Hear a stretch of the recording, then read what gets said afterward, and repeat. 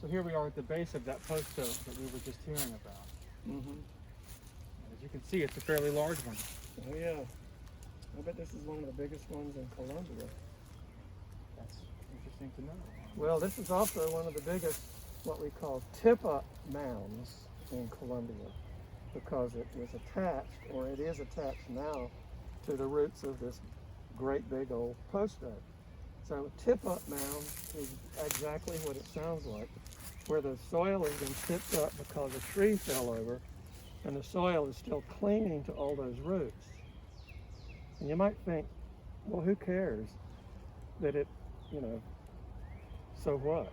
Well, it is a very important thing for the little plants that are growing on it, because suddenly they are oriented, for one thing, in a different direction, like that little cedar tree.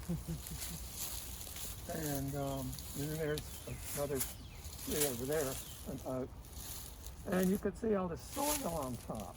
Now, it won't take long before, well, I think you get the idea. It's because of this new elevation that's different from what it used to be. And a lot of times in nature, when things become different, other things follow. So what's going to happen is at the top of this tip-up mound is going to start drying out. Very dry, much drier than it used to be. And guess what that means? Well, other plants that like it drier could grow on top of it.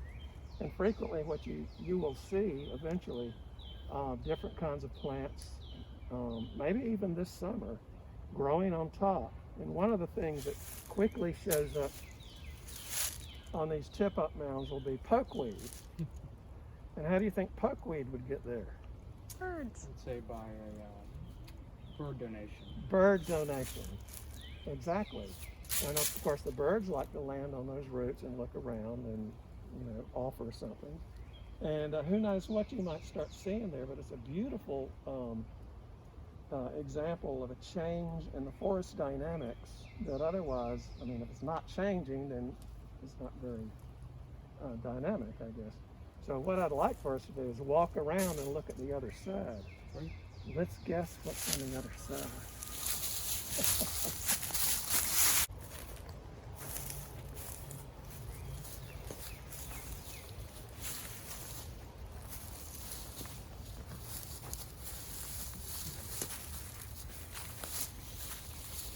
Looks like pretty much the inverted image. That's right. The one side and the other side. And what I take from this is my take-home. One of my take-home lessons is that this root didn't have really deep. This tree didn't have really deep roots. Because most of the roots are pretty shallow. And this is one of the reasons that trees fall over during a storm. Now, if it had a much longer taproot, some trees will do this, it could probably withstand, you know, a storm. Of course, there are exceptions. I'm thinking of pine trees. A lot of times when they're subjected to high wind, they won't always fall over from the bottom, but they'll snap. And we saw that plenty of times during Hurricane Hugo. But this is a good example of the other side of the tip-up mound. And we can see here, it's decreased in elevation.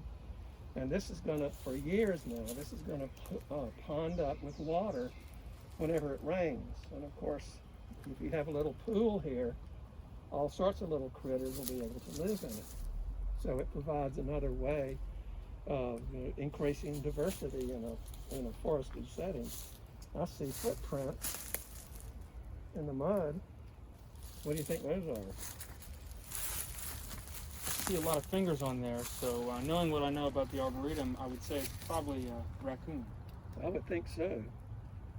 And eventually, you'd have periods of time when it is wet, and there may be invertebrates, and I don't know that you will never ever have little minnows in there unless they're brought in from someplace else.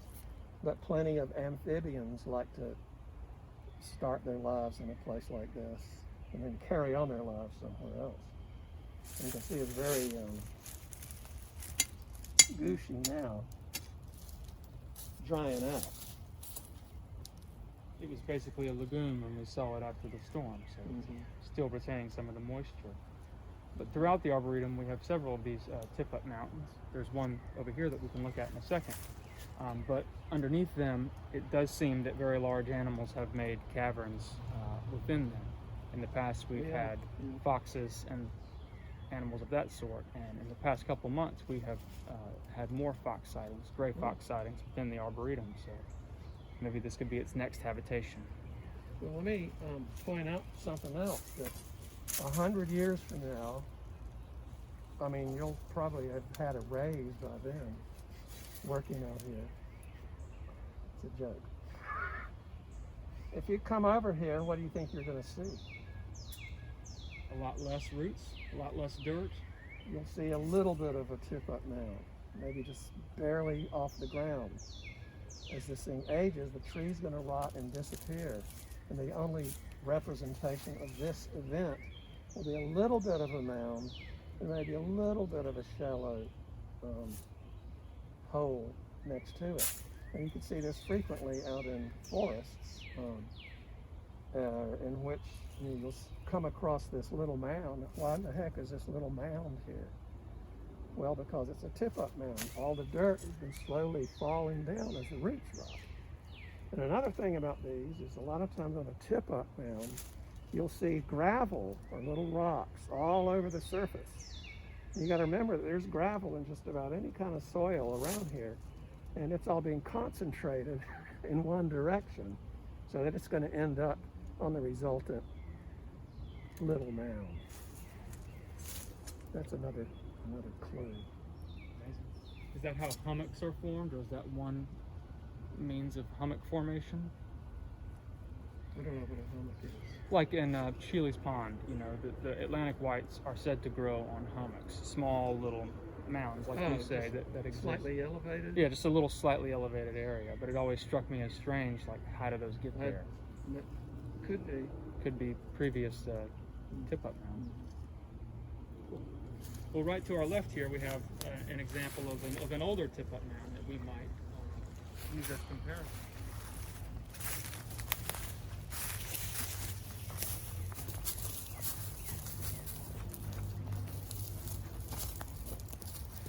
John, can you identify this tree?